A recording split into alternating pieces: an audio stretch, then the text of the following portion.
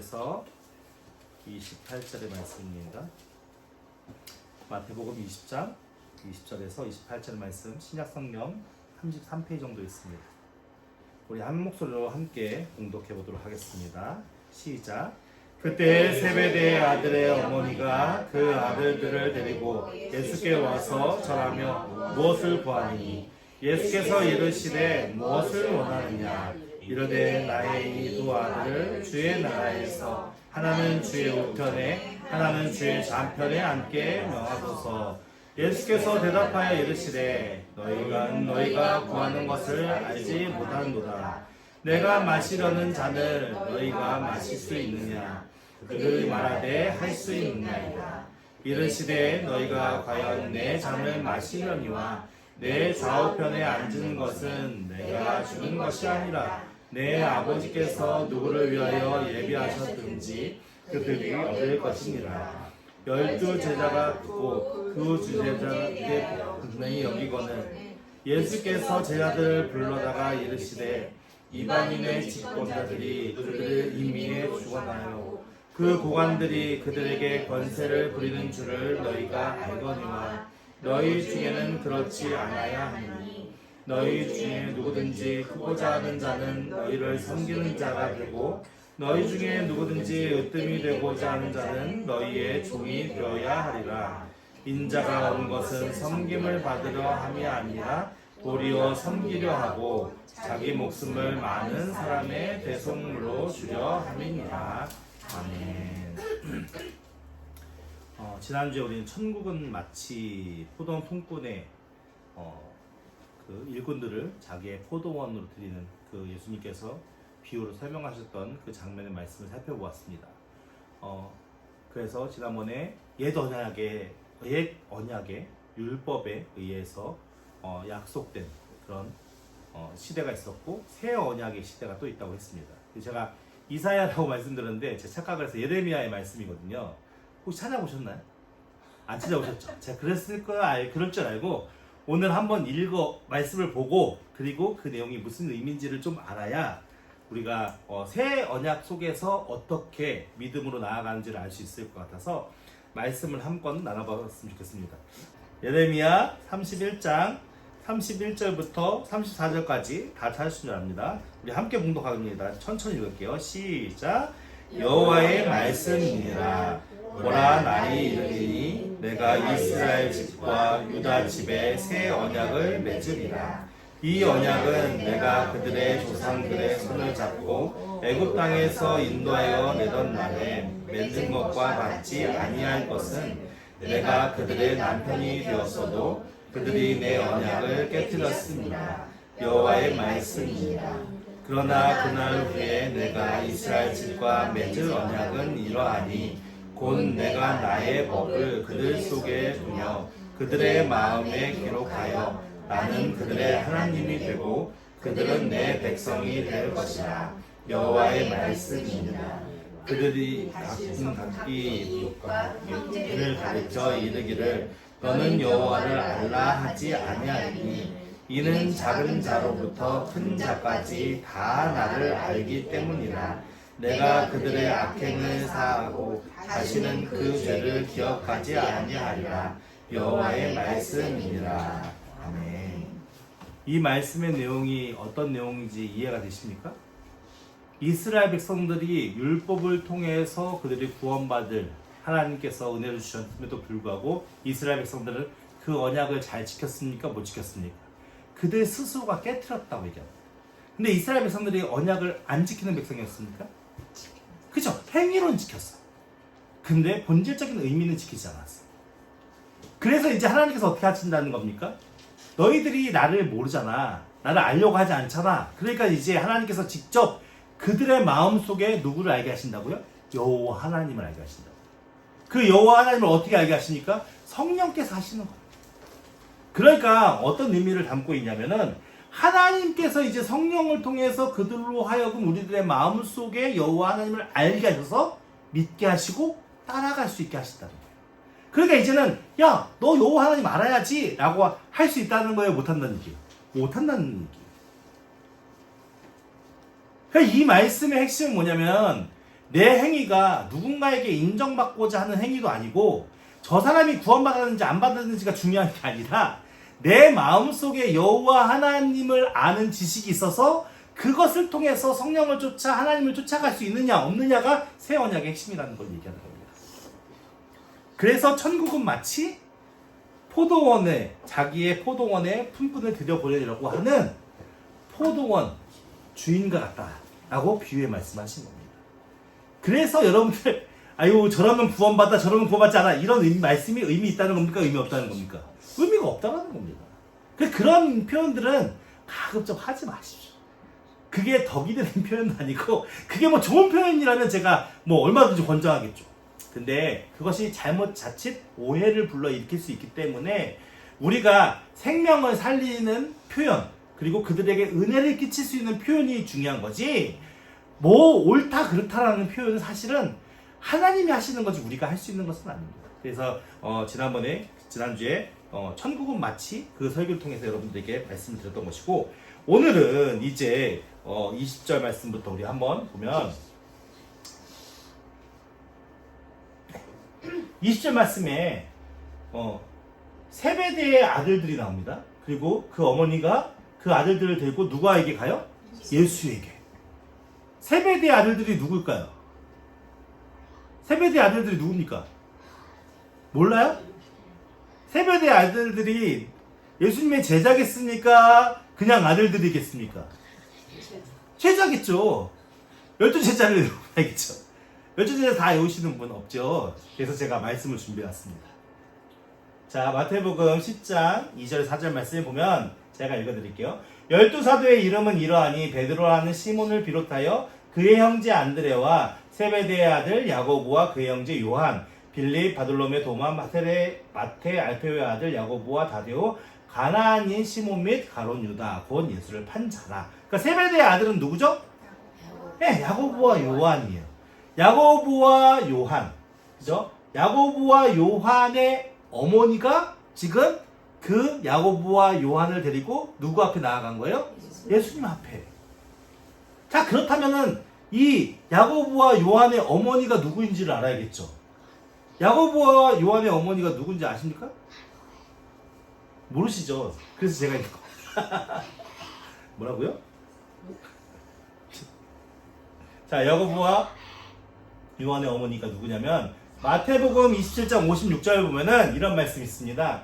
그 중에는 그러니까 예수님께서 십자가에 돌아가시는 그 장면에 그 중에는 막달라 마리아와 또 야고보와 요셉의 어머니 마리아와 세베대의 아들들의 어머니도 있더라. 그러니까는 이분은 누구랑 각별한 사이예요? 예수님의 어머니와 각별한 사이인 거예요. 자, 보세요. 마가복음 16장 1절 말씀에 보면은 안식일이 지났어요. 예수님이 돌아가시고 안식일 첫날이 되었죠. 그러니까 주일날이죠. 안식일은 토요일이니까. 주일날 새벽에 안식일이 지남에 막달라 마리아와 야고보의 어머니와 또 누가 했어요? 살로메가 가서 예수께 바르기 위하여 향품을 사다 두었다가. 그러니까 예수님이 장사 지내는 걸 아시고 그 장사에 필요한 향품을 사다 두어서 바르기 위해서 준비해 두었다. 누가요? 막달라 마리아와 야고보의 어머니와 그리고 살로메. 그럼 여기 보시죠. 막달라 마리아와 야고보 요셉의 어머니 마리아와 세베대의 아들. 그러니까 세베대의 아들의 어머니는 누구라는 걸 알 수 있어요? 살로메라는 걸 알 수 있죠. 여기까지 이해가 되시죠? 네. 요한복음 19장 25절 말씀 보면은 이렇게 말씀합니다. 예수의 십자가 곁에는 그의 어머니와 누가 있었어요? 이모와 글로바의 아내 마리아와 막달라 마리아가 섰는지라. 그러니까 이 세 구절을 통해서 세베대의 아들들의 어머니는 누구라는 걸 알아요? 살로메. 살로메인데 살로메는 예수님과 어떤 관계예요? 이모예요. 그죠? 그러면은 야고보와 요한은 예수님과 어떤 관계예요? 그쵸. 이종사촌이 되는 거예요. 근데 지금 예수께 누가 나온 거예요? 사촌들하고 이모가 와서 지금 예수님 앞에 나와서 부탁을 하는 거예요. 무엇인가? 21절 말씀에 이렇게 말씀합니다. 예수께서 이르시되 무엇을 원하느냐? 이모한테 반말하고 있어요. 이건 우리나라 문화의 사정이고, 이모한테 와서 이제 무엇을 원하느냐 이르되 나의 이 두 아들 누구예요? 응, 야고보와 요한을 주의 나라에서 하나는 어느 쪽에? 주의 우편에, 하나는 주의 좌편에 앉게 어떻게 달라고요? 명하소서라고 얘기를 하는 거예요. 이 딱 문장을 여러분들이 딱 접했을 때 어떤 느낌이 듭니까? 어떤 느낌이 드는 거예요? 그죠? 약간 요즘 말로 하면 어머니가 치맛바람을 막 휘날리고 다니면서 자기 아들들의 명성을 위해서 애쓰고 힘쓰는 것처럼 느껴져요. 지금 우리가 사는 문화권에서는 그렇게 느껴지는 거예요. 근데 이 말씀은 어떤 의미를 담고 있냐면, 이 상황은 당시 고대 사회에서는 무엇을 중시했냐면은 자신의 명예를 중시했어요. 그래서 명예를 중시하기 때문에 어떻게 하면 자기 명예가 실추당하면 자신의 목숨을 바쳐서까지 자기 명예를 지키려고 했던 것이 고대 사람들의 가치관과 문화였어요. 근데 지금 세베대의 아들의 어머니가 예수께 나와서 지금 무엇을 원하냐면은 우리 아들이 주의 나라에서 하나는 주의 우편에 앉고 하나는 주의 좌편에 앉게 해주세요라는 말은 자신의 명예를 버려가면서 세상의 욕망을 위해 쫓아가라는 얘기가 아니에요. 지금 이 얘기를 하는 사람이 누구라고요? 세베대의 아들의 어머니. 그 어머니는 어느 현장에 있었어요? 예수님이 십자가 지실 때도 있었고요. 예수님이 죽음을 맞이하실 순간도 있었어요. 그리고 지금 이 이야기를 하는 그 시점에 바로 전에 예수님께서 무슨 얘기를 하셨냐면은 오늘 말씀에 말씀 전에 20장 18절 19절 말씀에 보라 우리가 예루살렘으로 올라가노니 인자가 대제사장과 서기관들에게 넘겨짐에 그들이 죽이기로 결의하고 이방인들에게 넘겨주어 주를 조롱하며 채찍질하며 십자가에 못 박게 할 것이나 제3일에 살아나리라. 그러니까 예수님께서 지금 제 아들에게 뭘 가르치셨냐면은 야 이제 예루살렘에 올라갈 것이고 이제 그들의 관원들이 나를 잡을 것이고 내가 나를 죽일 거야. 근데 내가 3일 만에 살아날 거야. 지금 예수님께서 순환당하시고 죽으시고 부활하실 것을 제자들에게 가르치고 있었어요. 사람들에게 가르치고 있었단 말이에요. 근데 그 살로메, 그러니까 이 세베대의 아들의 어머니가 와서 그 이야기를 듣고 와서 갑자기 내 아들은 하나는 주의 좌편에 하나는 주의 우편에 그러니까 영화롭게 그렇게 큰 자가 되게끔 해주세요 라고 얘기하는 걸까요? 아닐 확률이 커요. 무슨 얘기냐면 이 여인은 이미 예수님이 이야기하시는 그 죽음과 고난과 십자가의 의미를 이야기들을 많이 들었을 수도 있고 들었을 가능성이 높고, 그리고 예수님께서 죽으시는 자리에도 계셨고 예수님께서 죽으신 그 무덤에도 처음에 갔던 그 여인 중에 한 명이기 때문에 이 여인은 이미 예수님이 그렇게 십자가를 지고 죽어야 할 것을 알았기 때문에 이것은 단순히 세상의 명예와 자랑을 위해서 자식들의 출세를 위해서 구하는 게 아니라는 거예요. 중요한 핵심적인 단어가 있어요. 우리 20절 말씀에 중요한 핵심적인 단어가 뭐냐면 세베대의 어머니가 구한 것은 하나는 주의 우편에 하나는 주의 좌편에 자기 아들들에게겠죠. 근데 중요한 것은 어느 곳에서예요? 이 세상에서요? 그 당시에 많은 유대인들은 어떤 사고방식을 가지고 있었냐면 이 땅 가운데 하나님의 나라가 임할 거라고 믿었단 말이에요. 메시아가 와서 가장 강력한 이스라엘을 만들어서 로마의 압제로부터 해방되고 세상에서 가장 우뚝 선 나라가 될 거라고 믿었다고. 근데 지금 이 세베대의 아들의 어머니는 어느 곳에서 얘기를 해요? 주의 나라에서. 그러니까 이미 천국에 대한 것을 알고 있었다는 걸 알 수 있죠. 그런데 이렇게 이야기를 하는 이 이야기를 예수님께서 들으시고 무엇이라 말씀하십니까? 22절 말씀에 예수께서 대답하여 이르시되 너희는 너희가 구하는 것을 안다 모른다? 모른다라고 얘기하는 거예요. 지금 어떻게 보면 세베대의 아들들의 어머니가 구한 것은 우리가 이치적으로 생각했을 때는 되게 영적인 것이고 되게 좋은 것이라고 느껴질 수 있어요. 근데 예수님께서 뭐라고 하면 너희가 구하는 것을 알지 못한다 라고 얘기하면서 무엇을 얘기하냐면 내가 마시려는 잔을 너희가 마실 수 있느냐 라고 물어보는 거예요. 여기서 잔이 중요한 의미를 담고 있는데 고대 근동지방에는 물이 귀했잖아요. 왜냐하면 광야를 걷는 사람에게 물은 뭐가 같은 거예요? 자신의 생명과 같은 거예요. 물이 없으면은 그 광야 생활을 할 수가 없어요. 그러니까 물이 자신의 생명과 같은 것인데 그 물을 담고 있는 잔은 귀한 것이겠습니까? 천한 것이겠습니까? 당연히 귀한 것이죠. 어떻게 보면 이 잔은 물과 거의 동등된 의미를 담고 있는 거예요. 생명과 거의 동등된 의미를 담고 있는 거예요. 그래서 고대 사람들에게 어떤 사람에게 물을 많이 준다? 그것은 어떤 의미를 담고 있는 거예요? 호의를 담고 있는 거예요. 어떤 사람이 물을 조금 나눠준다? 그건 뭐냐면 나쁜 마음을 담고 있는 거죠. 그러니까 받는 사람 입장에서 그 잔을 받는 사람 입장에서 주인이 호의를 갖고 잔을 담아서 넘겨주는데 그것을 받은 사람이 잘 마셔야 주인의 호의에 반응하는 거죠. 근데 내가 그 잔을 받았는데 휙 버려버렸어. 그럼 어떻게 됩니까? 무시하는 거죠, 주인의 호의를.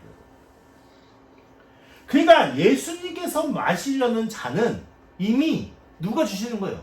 하나님께서 예수님에게 주시는 잔이에요. 그러니까 이 잔이라는 의미는 내가 지금 맞닥뜨리고 내가 지금 처해 있는 상황, 내가 지금 헤쳐나가야 하는 상황의 의미를 담고 있단 말이에요. 그러니까 예수님께서 지금 마시려는 잔의 의미는 예수님께서 앞으로 해야 할 일들, 어떤 과정을 겪어야 하는지 그 모든 일들 속에 내가 감당해야 할 것을 너희들이 지금 알고 있어? 너희가 그것을 마실 수 있느냐? 이런 의미를 담고 있는 거예요. 그러니까 여러분들 이 의미를 잘 곰곰이 묵상하면 우리가 자녀들을 위해서 기도할 때 잘 기도해야 되는 거예요. 무슨 말 이해가 되시죠? 우리 아들이 하늘나라에서 아주 크게 쓰임을 받게, 칭찬받게, 상급받게 해주세요. 그러면 어떻게 할까? 이 세상에서 편안한 삶을 살까요? 십자가를 엄청 많이 지는 삶을 살까요? 네, 이 말의 의미라면 그런 의미를 담고 있는 거예요. 근데 그걸 보신 어머니는 와, 우리 아들이 십자가 열심히 지고 있으니까 신난다 이러실 수 있을까요? 사실은 우리나라 부모님들의 입장에서는 그게 쉽지 않잖아요. 그런데 보세요. 너희가 마실 수 있느냐? 그들이 말하되 뭐라고 얘기했어요? 할 수 있다라고 얘기했다고요. 이 얘기는 뭐냐면 세베대의 아들 어머니가 예수님께서 죽으실 거예요. 예수님께서 십자가 지실 거예요. 내가 알아요. 내 아들들도 그렇게 자신의 명예를 위해서, 하나님 나라의 명예를 위해서 그렇게 그 일을 같이 감당할 수 있기를 원해요. 그런데 그 아들들이 그렇게 그 일을 같이 감당해서 결국은 주의 나라에 갔었을 때 예수님께서 그 의미를 아시고 하나는 주의 우편에, 하나는 주의 좌편에 앉을 수 있게 해주세요. 이 얘기라는 거예요. 그러니까 그냥 세상에서 복을 받고 잘 살고 잘 누리다가 하나님 나라 가서 우편에 좌편에 이 얘기를 하는 게 아니라 예수님이 고통당하고 십자가 지실 모든 것들을 똑같이 그들도 같이 감당하게 하셔서 그 아들들이 하늘나라에서 존귀한 자가 되게 했어요. 우리가 기도하면 똑같잖아요. 그런 영적인 의미를 담고 있어요.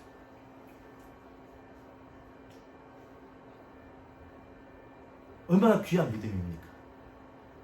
근데 예수님께서 그것을 너희가 아는 이야기라고 했어요? 모르는 이야기라고 했어요? 모르는 이야기라고 했어요. 자, 보세요. 고대 사회의 로마 시대도 마찬가지고 고대 사회의 잔치의 모습이에요. 잔치의 모습이 우리나라처럼 식탁에 이렇게 둘러 앉아서 음식 이렇게 먹는 게 아니라 이게 엎드려서 먹었어요. 옆으로 누워서.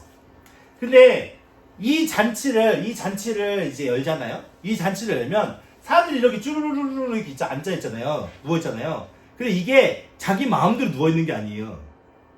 이 자리는 모두 다 누가 배치시켜 주느냐? 초대한 주인이 배치라는 거예요. 초대한 주인이 배치라는데 이제 중요한 이야기가 나와요. 이 자리에 있는 사람 중에 가장 귀한 자, 가장 존귀한 자, 주인이 초대했을 때 가장 귀한 자가 어디에 앉느냐면 상석에 왼쪽에 두 번째 자리에 앉는데요. 두 번째 자리에 위치를 한대요. 그리고 그 초대한 이 가장 귀한 자가 가장 신뢰할 만한 자, 신뢰할 만한 사람들이 그 옆에 우측편에 앉는 거예요. 그리고 이 잔치를 베푼 주인이 어디를 앉느냐? 이 왼쪽편에 앉는 거예요. 그러니까 이 사람들이 이렇게 앉아서 밥을 먹으려면 이렇게 눕는 거예요. 그렇게 하면 어떻게 되겠습니까? 누구에게 기대게 되죠? 왼쪽에 있는 사람에게 기대게 되는 거예요. 그러니까 머리 마치 당연히 왼쪽 사람의 가슴에 기댈 수밖에 없는 구조를 가지고 있어요. 그러면 이 사람의 오른쪽에 있는, 그죠? 가장 귀중한 사람이 가장 신뢰하는 자, 이 자는 어떻게 하냐면 이 자는 왼쪽으로 기대서 오른손으로 음식을 가져서 그 손으로 옆에 가장 귀한 자를 먹여주는 거예요. 이 음식을 취해서 본인이 직접 먹는 게 아니라 이 사람이 이 음식을 취해서 이 사람이 먹여주는 거예요. 그럼 이 사람은 집주인이잖아요. 집주인은 어떻게 하고 있어요, 지금? 가장 귀한 자가 기대고 있잖아요. 그럼 편안하게 먹을 수 있도록 받쳐주는 역할을 하는 거예요. 근데 이 모든 자리는 누가 정한다고요? 주인이. 근데 만약에 내가 딱 잔치 자리 처음에 가가지고 요 자리에 앉았어요. 근데 집주인이 와가지고 야, 이 자리는 네 자리가 아니야. 너 이리로 내려가. 라고 하면은 이 사람은 어떻게 되겠어요? 되게 민망한 상황이 벌어지겠죠. 말씀에 이런 비유가 이런 이야기의 내용을 들어보신 적이 있죠. 이런 상황이 되는 거예요. 근데 지금 세베대의 아들의 어머니가 뭘 구하는 거예요? 이 자리에 예수님 그 옆에 좌우에 자신의 아들들을 앉히게 하라. 결론은 그 얘기가 뭐예요?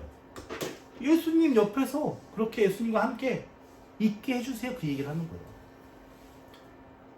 근데 얼마나 우리가 딱 봤을 때 느꼈을 때 얼마나 귀한 믿음의 고백이고 표현입니까? 그쵸? 보세요.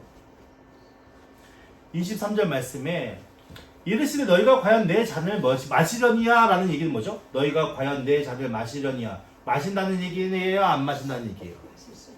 마신다는 얘기죠. 그러니까 지금 예수님의 12제자는 예수님께서 택하신 자들이잖아요. 그리고 예수님의 복음의 사역 위에 쓰임받을 자. 그러니까 이들 스스로가 좋아서 예수님을 따라가는 게 아니고 예수님께서 직접 택하서 자신의 제자 삼고 끌고 가시는 거예요. 그러니까 결국 예수님께서 마시는 잔을 제자들이 마셔야 돼요? 안 마셔야 돼요? 가룟 유다를 제외한 나머지는 다 마셔야 되는 거예요. 그러니까는 그 상황에 너희들은 마실 거야. 그리고 내 좌우편에 앉을 것은 누가 주는 거예요? 내가 하는 게 아니야. 그죠? 누가 하는 거예요? 내 아버지께서. 이게 우리가 얼마나 무지한 백성이라는 게 너무나도 아는 게 하늘나라에서 존귀한 자가 되게 해주세요 기도를 하죠. 하늘나라에 좋은 상석에 앉게 해주세요 기도하죠. 근데 이미 그 자리는 누가 정한다는 얘기예요? 하나님이 정하신다는 얘기예요. 이게 우리가 지금 갖는 세상의 가치관과 천국은 너무 다른 개념이라는 걸 알고 있는 거예요. 우리가 살아가는 인본주의의 세상 속에서는 높은 자, 권세 있는 자가 자신의 권력을 통해서 모든 걸 해요. 하나님 나라는 예수님도 이걸 할 수가 없어요. 오직 누구만이 할 수 있는 거예요? 하나님! 가장 선하시고 가장 완전한 지혜로 가장 완전하게 세상을 다스리고 통치하시는 그 하나님께서 자신의 뜻에 따라서 그 모든 것을 다 예비하셔서 주신다는 거예요. 그죠? 그 하나님께서 누굴 택하신 거예요? 우리를 택하셨잖아요. 그 하나님께서 우리를 끌고 가셔서 결국 어떻게? 하나님 나라에 있게 하신다고. 근데 이 얘기를 누가 들었어요? 나머지 열제자가 듣는 거예요. 열제자가 이 얘기를 딱 듣는 순간 어떤 마음이 들어요? 화가 나요. 왜 화가 나죠? 나도 그러고 싶거든. 나도 그렇게 부탁하고 싶었고 이미 제자들은 제가 전에도 마태복음을 쭉 우리가 살펴보면서 제자들 사이에선 높은 자가 되기 위한 다툼이 있었어요. 계속 마태복음뿐만 아니라 사복음서에 보면은 제자들은 또 하나님 나라에서 높은 자가 되기 위한 다툼이 끊임없이 있었어요. 근데 이 얘기를 듣고 그 두 형제에 대해서 어떻게 했다고요? 이미 화가 났어요. 화가 난 걸 예수님께서 아셨어 부르셨어요. 아셨죠. 그래서 집합을 시켜요. 25절 말씀에 예수께서 제자들을 불렀어요. 왜 불렀죠? 쟤들 화가 나 있으니까 가르쳐 주시려고, 알려주시려고. 그들이 무엇을 잘못 생각하고 있는지를 깨우쳐 주시기 위해서 부르신 거예요. 이걸 먼저 이해하셔야 돼요. 자, 보세요. 예수님이 왜 제 아들을 불러서 무슨 얘기를 하실까라는 것을 집중해 보세요. 자, 예수님께서 제 아들을 불러다가 이르시되 세상의 관점을 얘기하는 거예요. 이방인의 집권자들이 그들을 임의로 주관하고 그 고관들이 그들에게 권세를 부리는 줄을 너희가 알거니와. 이 얘기는 뭐죠?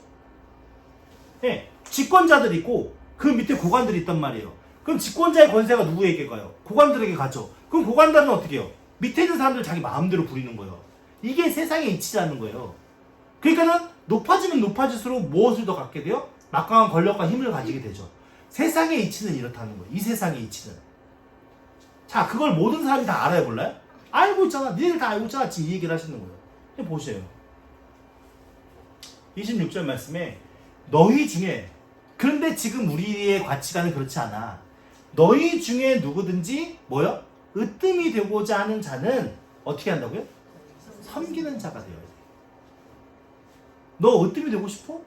너 여기서 하나님 나라에서 높은 자가 되고 싶어? 그럼 너 철저하게 섬기는 자가 되어야 돼. 지금 이 얘기를 하는 거예요. 자, 27장에 너희 중에 누구든지 으뜸이 되고자 하는 자는 어떻게 돼야 돼? 종이 되어야 돼. 섬기는 자가 되고 종이 되어야 돼. 이 얘기를 하는 거예요.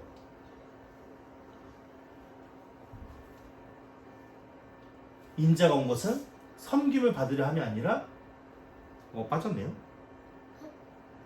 그죠? 도리어 섬기려 하고 자기 목숨을 많은 사람들의 대속물로 주려 함입니다. 그러니까 야, 세상에 권세 있는 자들은 높은 권위와 지위를 가지고 밑에 있는 사람들을 부리고 밑에 있는 사람들에게 권세를 나눠주면서 그렇게 통치하는 게 세상의 이치야. 근데 하나님 나라는 그렇지 않아. 으뜸이 되고자 하는 자는 섬겨야 되고 으뜸이 되고자 하는 자는 너희의 종이 되어야 돼. 그러면은 으뜸이 되는 자가 되라는 얘기예요? 그걸 쫓아 살라는 얘기예요? 그게 중요하지 않다라는 얘기잖아요. 예수님께서 지금 왜 이 얘기를 하시는지를 우리가 알아야 돼요. 지금 제자들은 서로 으뜸이 되고자 하는 거예요. 으뜸이 되고자 하는 마음으로 지금 누굴 쫓아가요? 예수님을 쫓고 있어요. 그러니까 예수님께서는 지금 제자들을 불러놓고 교육을 시켜야 되는데, 야, 너희들 그렇게 으뜸이 되고 싶냐? 으뜸이 되고자 하는 사람은 섬겨야 되고 으뜸이 되고자 하는 너희들 종이 되어야 돼. 지금 이 얘기를 하는 거예요. 그 얘기의 표현은 예수님께서 제자들에게 야, 너희들은 하나님 나라에 으뜸이 되고자 노력하는 자가 돼야 이 얘기를 하시는 거예요? 그게 아니에요. 그렇잖아요. 우리 딱 의미적으로 말씀을 보면은 너무 명확하게 보이잖아요. 예수님이 지금 뭘 얘기하냐? 인자가 온 것은 내가 으뜸이 되고자 온 게 아니야. 지금 얘기를 한 거예요. 인자가 온 것은 섬김을 내가 으뜸이 돼서 섬김을 받으려고 하는 게 아니고 섬기려고 온 건데 왜 섬기려고 하느냐? 자기 목숨을 많은 사람들의 뭘로요? 대속물로. 이 이야기는 뭡니까? 십자가를 왜 지시는 거예요? 예수님께서 으뜸이 되고자 십자가를 지시는 거예요? 하나님의 사명이잖아요.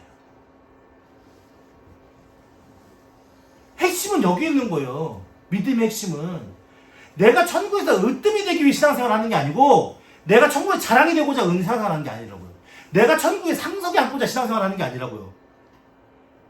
내가 신앙생활, 하나님 나라의 백성으로 사는 이유는 하나님께서 나를 부르셨고 은혜를 주셨고 하나님의 우리에게 맡겨주신 사명이기 때문이에요.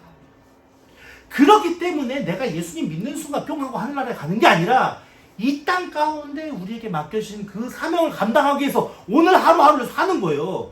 그래서 우리가 가져야 할 가치관이 무엇이냐?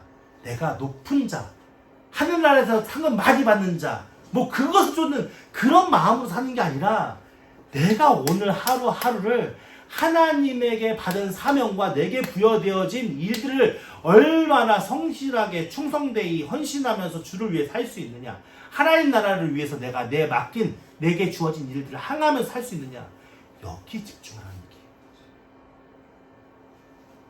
결국 제자들이 으뜸이 되고자 하는 모든 일들은 하나님 보실 때는 어떤 일이에요?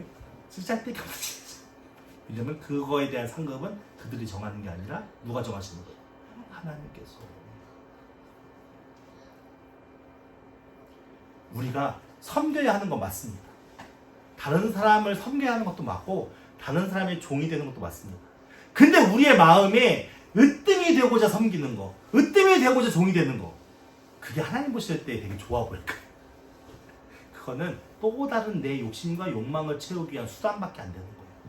하나님이 진정 원하시는 것은 뭐냐면 너희에게 부여된 하나님의 사명을 위해 섬기는 자, 너희에게 부여되어진 하나님의 그 은혜를 위해서 종이 된 자, 그게 가치 있다는 걸 얘기를 하는 거예요. 그래서 우리가 신앙 안에서 욕심을 갖는 게 때로는 우리에게 독이 될 수도 있어요.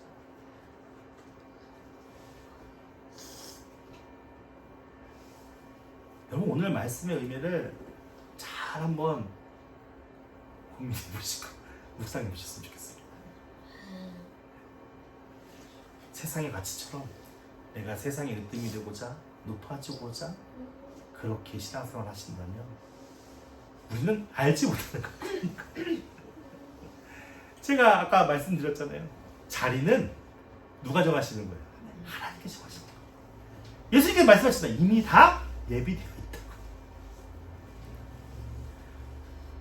그 자리를 뺏으려고 하지 마시고 오늘 우리가 하나님 앞에 받은 은혜가 무엇이고 하나님께서 베푸신 사랑이 무엇인지를 알고 내가 그 사랑과 그 은혜에 반응하여서 내가 오늘을 어떤 의미를 가지고 살까? 내가 어떻게 주의 나에게 허락하신 삶의 자리에서 주를 위해서 헌신하면서 기쁨으로 섬기며 살 수 있을까? 이것이 우리에게 정말 간절한 마음이 되어야 되고 우리의 의식 속에 자리 잡아서 그것을 쫓아 살아야 되는데 아니 예수 믿는다고 하면서도 하늘나라를 안다고 하면서도 우리는 끊임없이 세상에서도 높아져야 되고 하늘나라에서 높아지려는 이 어떻게 보면 이 욕심, 막연한 욕심으로 자신의 삶을 채워가는 그 삶 속에 어떻게 하나님의 섬김이 나타나고 하나님의 그 종으로서의 모습이 나타날 수 있겠어요? 그건 어려운 거죠.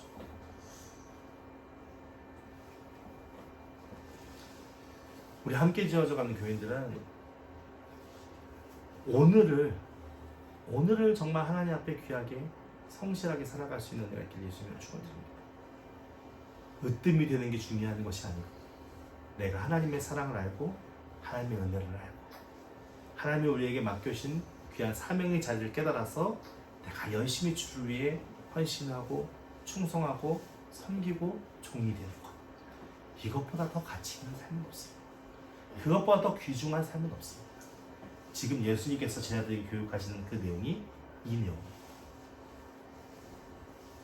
제가 여러분들에게 섬기지 말라고 얘기한 거 아니죠? 이거 오해하시면 안 돼요. 또 이렇게 얘기하면 섬기지 말라 얘기하는 거 아닙니다. 섬겨야 되죠. 섬겨야 되는데 섬기는 목적이 달라야 되는 겁니다. 내가 하나님 나라의 으뜸이 되기 위해 섬기는 거, 그게 중요한 것이 아니라 오늘 내게 주어진 은혜를 쫓아서 사명에 따라 섬기는 것, 사명에 따라 종이 되는 것, 이게 가장 핵심이라는 겁니다. 그래서 우리가 절대 우리의 모든 행위의 출발점이 어디서부터 시작해야 되냐?